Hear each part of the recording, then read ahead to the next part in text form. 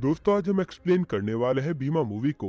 हम चलिए कहानी शुरू करते हैं। तो मूवी की शुरुआत में हमें वॉइस ओवर के जरिए बताया जाता है कि भगवान विष्णु के छठे अवतार परशुराम ने त्रेता युग में पृथ्वी के 21 चक्कर लगाने के साथ सारे पापियों का संहार करके उनका नामो निशान मिटा दिया और ये पाप मुक्त भूमि उन्होंने कश्यप प्रजापति को सौंप दी। ये देख सर्पों और देवताओं ने उनसे अपने लिए एक अलग भूमि की मांग की। तब भगवान परशुराम ने भगवान शिव से प्राप्त अपनी कुल्हाड़ी से समुद्र पर वार किया और इससे समुद्र पीछे हट गया और इस जगह पर एक बहुत ही खूबसूरत भूमि का निर्माण हुआ, जिसके जंगलों में समुद्र के खनिजों के कारण कुछ ऐसी जड़ी बूटियां प्रकट हुई जो कि बहुत ही दुर्लभ है। परशुराम ने इन्हीं जंगलों में अपनी साधना की और यहाँ पर एक शिव मंदिर का निर्माण हुआ जिनके भक्त स्वयं परशुराम थे। इसी के साथ कहानी प्रेजेंट समय में आती है जहाँ शिव मंदिर में ताला लग चुका है, पर अब भी लोग यहाँ पर किसी तरह का रिचुअल कर रहे थे। एक बच्चे के पूछने पर उसके दादाजी बताते हैं कि शिव मंदिर में एक दिन अपने आप एक शिवलिंग प्रकट हो गया और उस शिवलिंग का अभिषेक माँ गंगा अपने आप ही करती रहती है। जब भी किसी की अकाल मृत्यु होती है तो 10 दिनों तक उसकी आत्मा हमारे आसपास रहती है। कहते अगर उस आत्मा की कोई इच्छा अधूरी रह जाती है तो महादेव से प्रार्थना करने पर उन 10 दिनों के अंदर वो आत्मा अपने परिवार के किसी भी सदस्य के अंदर आकर अपनी वो इच्छा पूरी कर सकती है। बस उसे इजाजत चाहिए होती है सिर्फ महादेव की। करीब 50 साल पहले ऐसे इस मंदिर में प्रार्थना करने पर एक पिता की मौत के बाद उसकी आत्मा उसके बेटे में आ गई और पिता की आत्मा के शरीर में प्रवेश करते ही उस बेटे ने अपने ही मामा को मार डाला क्योंकि उसी ने पिता को जहर देकर मारा था। जब ये उस वक्त के अधिकारियों ने देखा तो उन्होंने इस मंदिर पर हमेशा के लिए ताला लगाने का फैसला किया। तब से ही मंदिर बंद है, लेकिन इस बीच ना तो लोगों की भक्ति में कोई कमी आई और ना ही उनकी मनोकामनाओं में। इस जगह का नाम है महेंद्रगिरी, जहाँ पर भवानी नाम के गुंडे का राज है। उसकी शिकायत पुलिस से करने के लिए कुछ लोग एक ऑफिसर से मिलते हैं। असल में लोगों के पेट्रोल पंप की 2 ट्रक तो सीधा पेट्रोल इधर से उधर लेकर जाने का काम करती हैं, पर हर एक पेट्रोल पंप के परमिट पर एक तीसरा ट्रक भी चेक पोस्ट से पार करता है। अब उसमें क्या है ये किसी को नहीं पता।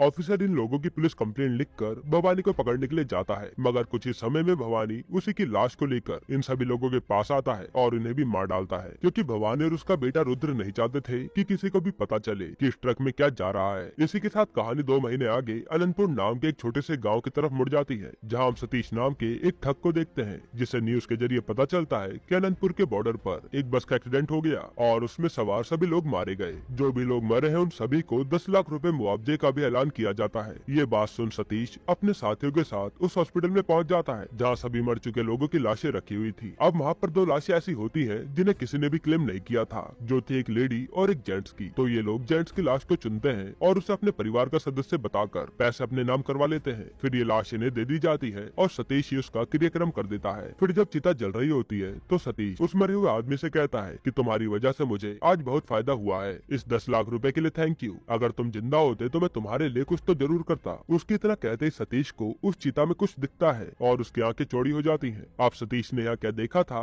या उसके साथ क्या हुआ ये तो हमें नहीं दिखाया जाता, क्योंकि कहानी यहाँ से 2 महीने पहले चली जाती है वापस महेंद्रगिरी में, जहाँ पर एक ऑफिसर की एंट्री होती है और उसका नाम भीमा होता है। भीमा आते ही भवानी के घर में घुसकर उसके सभी लोगों को बुरी तरह से मारता है। फिर वो भवानी से कहता है कि मैंने तुम्हारे बारे में बहुत सुना था, इसलिए अपना ट्रांसफर इस जगह कमिश्नर से विनती करके करवा लिया, लेकिन मैं तुझे अभी नहीं अरेस्ट करूंगा क्योंकि फिर तू मेरा ट्रांसफर कहीं और करवा देगा और कमिश्नर साहब को ये बात अच्छी नहीं लगेगी। इसलिए मैंने फैसला किया है कि मैं यहाँ भी 1 महीने पूरा रहकर गाँव घूमूंगा। तब तक तुम मजे करो, लेकिन 1 महीना पूरा होते ही तुम खुद आकर सरेंडर कर देना, क्योंकि अगर ऐसा नहीं किया और मुझे आना पड़ा तो मैं तुम्हें अच्छे से तोड़ने के बाद ही अंदर करूंगा। इतना कहकर भीमा वहाँ से चला जाता है। अब भीमा ने यहाँ आते ही सभी गैर कानूनी कामों पर रोक लगा दी थी, जिस कारण भवानी को काफी नुकसान सहना पड़ रहा था। अब ये बात जब उसके बेटे रुद्र को पता चलती है तो वो वापस गाँव आने की बात करता है, लेकिन भवानी उसे रोकता है और कहता है कि तुम जिस काम के लिए गए हो वो जरूरी है, बाकी उस भीमा का वक्त। इसी दौरान गांव के दूसरे छोर पर हम कुछ लोगों को किसी तरह का सैटेनिक रिचुअल करते हुए देखते हैं। इसके बारे में भी हमें आगे पता चलेगा। इधर भीमा पूरे गांव में ऐलान कर देता है कि अब से जिसका भी कुछ चोरी होगा तो आप पुलिस स्टेशन आकर जितने की चोरी हुई है उतने का नाम लेकर जा सकते हैं। दरअसल यहाँ पुलिस उल्टा लोगों से घूस खाती थी, तो लोगों ने चोरी चकारी की घटना के लिए पुलिस स्टेशन जाना ही छोड़ दिया था, इसलिए भीमा ने यह ऐलान किया था। इसी बीच एक आदमी का पर्स चोरी हो जाता है जिसमें 5000 रुपए थे। इसके बदले भीमा उसे अपने जूनियर ऑफिसर्स की तरफ से 5500 रुपए दिलवा देता है। है। इसमें एक्स्ट्रा 500 रुपए उस वॉलेट का भी दाम था जो भीमा ने उसे दिलवा दिया था। अब ये पैसे भीमा के जूनियर्स को अगले 10 दिनों में इंटरेस्ट के साथ चुकाने होंगे। भीमा के इस नियम की वजह से सभी पुलिस वाले अब हर रिपोर्ट और कंप्लेन को सीरियसली लेने लग जाते हैं और बिना घूस लिए उनके पैसे या सामान रिकवर करवाते हैं। अब उस आदमी का पर्स भी पुलिस वाले वापस ले आते हैं और सारा काम सही होने लगता है। मतलब भीमा ने यहाँ का सिस्टम एकदम से सही कर दिया था। इसी बीच भीमा की मुलाकात एक बच्चे से होती है जिसका नाम रमा था। वो बच्चा अनाथ था और पेट पालने के लिए चाय बेचता था। इस बच्चे का नाम सुनकर ना जाने क्यों भीमा थोड़ा इमोशनल हो जाता है और उससे कहता है कि तुम मुझे भैया बोला करो। फिर एक दिन कहीं जाते वक्त भीमा यहाँ के प्राचीन शिव मंदिर के सामने रुकता है। वहाँ का एक साधु भीमा के सर पर हाथ रखते हुए कहता है कि हमें तुम्हारा इंतजार था। इसके बाद एक बार ऐसे ही जब भीमा पुलिस स्टेशन में होता है तो वहाँ विद्या नाम की एक लड़की आती है क्योंकि उसे पुलिस सिक्योरिटी चाहिए थी। वो भीमा से बताती है कि मुझे एक लड़का कह रहा है कि अगर मैंने उसे शादी के लिए हाँ नहीं की तो वो मुझ पर एसिड डाल देगा और मुझे उससे सुरक्षा चाहिए। यहाँ भीमा विद्या को देखते ही उस पर लट्टू हो जाता है और वो विद्या को पर्सनल सिक्योरिटी देना शुरू करता है। सबसे पहले वो विद्या को स्कूल लेकर जाता है जहाँ वो टीचर थी। तब भीमा को पता चलता है कि ये तो विद्या का पार्ट टाइम काम है। असल में वो तो बॉटनी पीएचडी की स्टूडेंट है। अगले दिन विद्या को वो लड़का फिर से एसिड फेंकने की धमकी देता है और इस बारे में वो पुलिस स्टेशन में कॉल करके बता देती है। तो भीमा तुरंत पूरी फोर्स लेकर वहाँ पहुँच जाता है जिसे देख के वो लड़का भागने लगता है। अब भीमा ने उस लड़के को पकड़ लिया था लेकिन वो विद्या से कहता है कि वो तो भाग गया। इसके बाद थाने में भीमा उस लड़के को खूब अच्छे से धोता है। तब वो देखता है कि ये असल में विद्या के पीछे एसिड की जगह सोडा लेकर घूमता था। इस बारे में जानने के बाद भीमा उस आशिक के फोन से विद्या को मैसेज करके कहता है कि आज मैं तुम्हारे हॉस्टल में घुसकर तुम पर एसिड फेंकूंगा। इस मैसेज के मिलते ही विद्या भीमा को कॉल करके हॉस्टल बुलाती है और वहाँ भीमा को विद्या के रूम में जाने का मौका मिल जाता है। लेकिन यह भीमा की अच्छाई और शराफत देखकर वो उससे इम्प्रेस हो जाती है क्योंकि भीमा ने उसका फायदा उठाने की बिल्कुल भी कोशिश नहीं की थी, जिसके साथ इन दोनों की लव स्टोरी यहीं से शुरू होती है। इन्हीं सब के दौरान भीमा को ये भी पता चलता है कि विद्या एक आयुर्वेदिक के आचार्य रविंद्र के सेंटर में रिसर्च कर रही है। रविंद्र विद्या के लिए उसके पिता के समान है। साथ ही रविंद्र के इस आयुर्वेदिक सेंटर में उन बीमारियों का इलाज भी हो जाता है जिसका इलाज कई डॉक्टर्स के पास भी नहीं होता और रविंद्र किसी से रात के वक्त भी नहीं मिलता था। वहाँ उनका एक शिष्य खास तरह का पौधा रविंद्र के पास लेकर आता है जिसे देख रविंद्र कहते हैं कि ये पौधा बहुत ही दुर्लभ है और उसमें एक मरे हुए इंसान को जिंदा कर देने की शक्ति है। वहाँ रविंद्र लोगों से बताता है कि इस धरती पर 7 चिरंजीवियों में से एक परशुराम निवास करते थे। यहाँ की धरती पर कई सारी जड़ी बूटियां हैं। मेरा तो मानना है कि संजीवनी भी यही हमें मिल सकती है। इसी दौरान भीमा भी रविंद्र से मिलता है जो यहाँ विद्या को लेने आया था। इधर भवानी के लगभग सारे गलत धंधे तो भीमा ने बंद करवा दिए थे और अब भीमा की नजर उनके टैंकर्स पर थी। लेकिन भीमा अकेले भवानी को नहीं बल्कि उसके बेटे रुद्रा और उसके खास आदमी टांडवा को भी सजा देना चाहता था। एक रात अचानक से भवानी के एक टैंकर का एक्सीडेंट हो जाता है जिसके बारे में पता चलते ही भीमा वहाँ पहुँचता है और एक पुलिस वाला एम्बुलेंस को लेने जाता है। इस टैंकर के अंदर देखने पर भीमा को कई सारे बच्चे मिलते हैं जो कि अनाथ थे और भवानी इनकी ट्रैफिकिंग कर रहा था। इन सभी बच्चों को भीमा यहाँ से निकालता है तभी टांडवा के लोग उन बच्चों पर हमला करते हैं और भीमा उन्हें किसी तरह से बचाता है। अब यहाँ प्रॉब्लम ये थी कि भीमा को इन बच्चों को लेकर एम्बुलेंस के पास जंगल पार करके जाना होगा जहाँ टांडवा के गुंडे चारों तरफ फैले हुए थे। असल में एम्बुलेंस का ड्राइवर नशे में धुत पड़ा था और एम्बुलेंस का एक पहिया रिटर्न में धसा हुआ था। इसलिए भीमा सभी बच्चों को बचाते हुए और टांडवा के गुंडों को मारते हुए किसी तरह जंगल पार करके एम्बुलेंस तक पहुँचता है। फिर सभी बच्चों को एम्बुलेंस में डालने के बाद भीमा उस एम्बुलेंस के टायर को अकेले ही बाहर निकालता है क्योंकि अभी टांडवा के और भी लोग उसकी तरफ बढ़ रहे थे। तब यहाँ पर एक जबरदस्त फाइट सीक्वेंस देखने को मिलता है लेकिन टांडवा भीमा की बॉडी में एक खास तरह का जहर इंजेक्ट कर देता है। इस जहर के असर से भीमा गिर पड़ता है और उसे टांडवा के लोग बांधकर बीच समुद्र में फेंक देते हैं, जिसके साथ हमें एक सीन दिखाया जाता है भीमा की जुड़वा भाई रामा को जो कि बहुत ही सीधा और भोला इंसान है। दरअसल भीमा और रामा दोनों ही मंदिर में महंत के लड़के हैं। रामा इसी मंदिर में पूजा पाठ में लीन रहता है। आगे हमें पता चलता है कि रामा से एक परी नाम की लड़की बहुत प्यार करती है लेकिन उसके पिता नहीं चाहते कि रामा की शादी उससे हो, इसलिए वो जबरदस्ती परी की शादी एक लड़के से करवा रहे थे। यहाँ रामा इतना सीधा था कि वो परी के कहने पर भी उसे लेकर भागने के लिए तैयार नहीं था। उसके सामने परी से जिसकी सगाई हुई थी वो आदमी परी को लेकर चल देता है और रामा कुछ भी नहीं कहता। रामा इस जगह पर एक महन के साथ रहता था जिन्हें वो मामा कहकर बुलाता था। वहाँ पर वो कुछ पुलिस वालों को देखकर डर जाता है क्योंकि जब वो छोटा था तब भीमा को एक हवलदार ने जुआ खेलते हुए पकड़ा था। अब रामा भी उसी की तरह दिखता था तो उस हवलदार ने रामा को भीमा समझकर काफी मारा और पुलिस स्टेशन ले गया। इस बारे में जब रामा के पिता को पता चला तो वो भीमा को लेकर थाने पहुँच गए। यह सारी कंफ्यूजन क्लियर होने के बाद पुलिस वाला रामा से कहता है कि आप भीमा को बुरा न समझिए, बस वो रामा से अलग है। इसी बीच भीमा जब देखता है कि कैसे उस हवलदार ने रामा को मारा था तो वो उल्टा हवलदार पर ही गन तान देता है। ये देख रामा के पिता को बहुत गुस्सा आता है और वो भीमा से कहते हैं कि तू आज से मेरा बेटा नहीं है। तब उनके कहने के बाद पुलिस वाले ने ही भीमा को अडॉप्ट कर लिया और रामा तो भीमा की तरफ देखता भी नहीं था क्योंकि हमेशा कांड भीमा करता था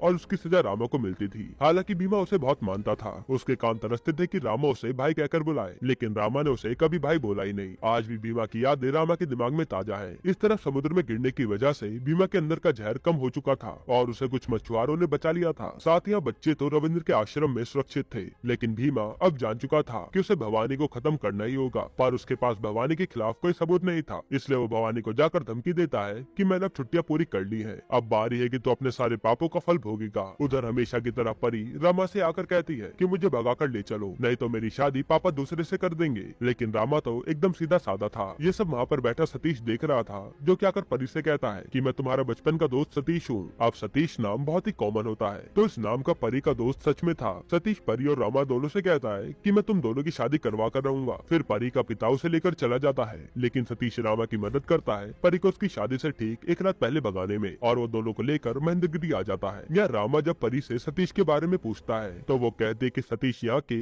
एक प्राचीन मंदिर में हमारी शादी की तैयारी करने गया है, लेकिन उसका फोन यहीं छूट गया था। सतीश के फोन पर उसके दोस्तों का फोन आता है और रामा को पता चल जाता है कि सतीश एक ठग है। इसी दौरान सतीश भी वहाँ आ चुका था। पूछने पर सतीश बताता है कि पहली बार कोई काम वो बिना स्वार्थ के कर रहा है। वो कहता है कि मुझे तुम्हारे भाई भीमा ने यहाँ लाने के लिए बोला है, क्योंकि वो मर चुका है। दरअसल रामा के यहाँ आने के 9 दिन पहले भीमा को पता चला था कि इन बच्चों को सप्लाई करने का काम टंडवा करता था और ये सभी बच्चे अनाथ थे, तो इनकी कोई मिसिंग रिपोर्ट भी नहीं लिखवाई गई थी। साथ ही रुद्रा भी आज गाँव में आने वाला था। यहाँ भीमा का प्लान सबसे पहले उसे पकड़ने का था, जो बात सुनकर एक कोस्ट गार्ड रुद्रा के आने पर उसे बता देता है। इस कारण रुद्रा बौखलाकर भीमा को मारने पहुंचता है और वो अपने साथ उस पुलिस वाले की पत्नी को भी लेकर आया था, जिसे उसने मूवी की शुरुआत में मारा था। लेकिन भीमा कहाँ डरने वाला था, वो रुद्रा के आदमियों सहित रुद्रा को भी मारकर बेहोश कर देता है। फिर वो बेहोश रुद्रा को एक बोट के नीचे डालकर वहीं विद्या के साथ बैठ जाता है। यहाँ दोनों बैठकर प्यार भरी बातें कर ही रहे होते हैं। तभी भीमा एक आदमी को वहाँ से गुजरते हुए देखता है, जो कि गुरुजी यानी रविंद्र के लिए एक खास तरह का पौधा लेकर जा रहा था,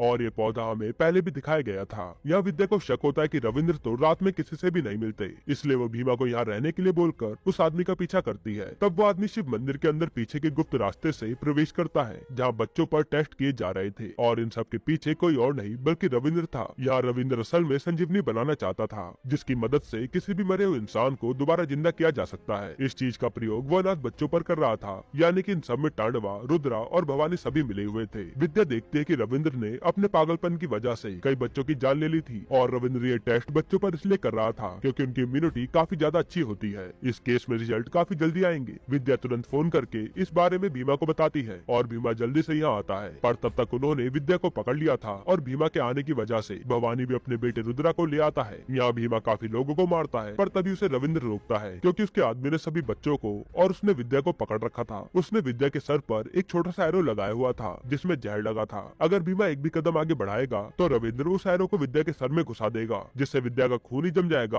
और नसें फट जाएंगी। ये देखकर भीमा को रुकना पड़ता है। यहाँ पता चलता है कि रविंद्र संजीवनी की खोज करके भगवान बनना चाहता था, और इसमें करोड़ों रुपए का सवाल था, जिस कारण भवानी भी उसका साथ दे रहा था। रविंद्र भीमा से कहता है कि अगर तुम अपनी जान देने को तैयार हो तो मैं वादा करता हूँ कि इन बच्चों सहित विद्या को भी जाने दूंगा। उसकी बात सुनकर भीमा कहता है कि इनके लिए मैं मरने के लिए तैयार हूँ। जो सुनते रुद्र उस पर एक के बाद एक बार करने लग जाता है, और मरने से पहले भीमा रविंद्र से कहता है कि अगर मेरे मरने के बाद तुमने विद्या को या फिर इन बच्चों को परेशान किया तो मैं मौत को हरा कर वापस जरूर आऊंगा। तब उसकी धमकी पर रविंद्र बिल्कुल भी ध्यान नहीं देता, और उसके मरते वो विद्या के दिमाग में उस एरो को घुसा देता है, जिससे उसकी भी भीमा के साथ ही मौत हो जाती है। अब इनके बारे में किसी को भी पता न चले तो रुद्रा के आदमी ने उन दोनों की लाशों को उसी बस में छोड़ दिया था, क्योंकि उसका अभी अभी एक्सीडेंट हुआ था। इसके बाद तो हम सब जानते ही हैं कि फिर सतीश को भीमा और विद्या की लाश मिली और उसने पैसों के लालच में भीमा की लाश को जला दिया। पर उस दौरान सतीश के सामने भीमा की आत्मा ही प्रकट हुई थी और उसे पूरी कहानी बताई थी। ये कहानी जानने के बाद सतीश ने उसको बोला था कि तुम मेरे शरीर में आकर अपना बदला पूरा कर लो, लेकिन भीमा की आत्मा ऐसा नहीं कर सकती थी। वो बताते हैं कि तुम्हें मेरे जुड़वा भाई रामा को यहाँ लाना होगा, क्योंकि मैं अपने परिवार के ही किसी सदस्य के शरीर में प्रवेश कर सकता हूँ। रामा को यहाँ के शिव मंदिर में जाकर अपनी रुद्राक्ष की माला तोड़कर मुझे अपने शरीर में प्रवेश करने की इजाजत देनी होगी। यही वजह है कि सतीश रामा को इस तरह यहाँ पर लेकर आया था। अब रामा को यहाँ आते हुए रुद्रा ने देखा था तो उसे लगा कि भीमा जिंदा है, इसलिए वो यहाँ आकर रामा और परी को लेकर उसी मंदिर में चला गया जहाँ पर ये लोग बाकी बच्चों पर प्रयोग करने वाले थे। रामा का चेहरा देख भवानी और रविंद्र के होश उड़ जाते हैं, लेकिन फिर रविंद्र को अपनी शक्तियों के द्वारा पता चल जाता है कि ये तो भीमा का भाई है। तब वो इन सभी पर अपना टेस्ट करने के लिए कहता है, और यह मासूमों की जान जाते हुए देखकर परी रमा से कहती है कि तुम्हारा भाई इन बच्चों के लिए भगवान समान था, तुम्हें आज उसे बुलाना ही होगा, और जो तुम्हारे सामने हमेशा मुसीबत बनता रहा आज उसे तुम्हारी ढाल बनना होगा। यह सुनते ही रमा अपनी रुद्राक्ष की माला तोड़कर भीमा को भाई कहकर अपने शरीर में आने का न्योता देता है और बस फिर क्या था, अगले ही पल भीमा की आत्मा उसमें समा जाती है। अब रमा के पास सुपर ह्यूमन की पावर थी, साथ ही भीमा को उसने पहली बार भाई कहा था। तो भीमा की मदद से रमा सभी को बहुत ही बुरी तरह से मारता है, जिससे टांडवा और रुद्र का भी खेल खत्म हो जाता है। फिर जब रमा रविंद्र की तरफ बढ़ता है तो रविंद्र अपने चारों तरफ ऐसा सुरक्षा कवच बना लेता है जिसकी वजह से भीमा की आत्मा बाहर ही रह जाती है। यहाँ रविंद्र कहता है कि मैंने कई मासूमों की जान ली है, तो क्या मुझे पता नहीं था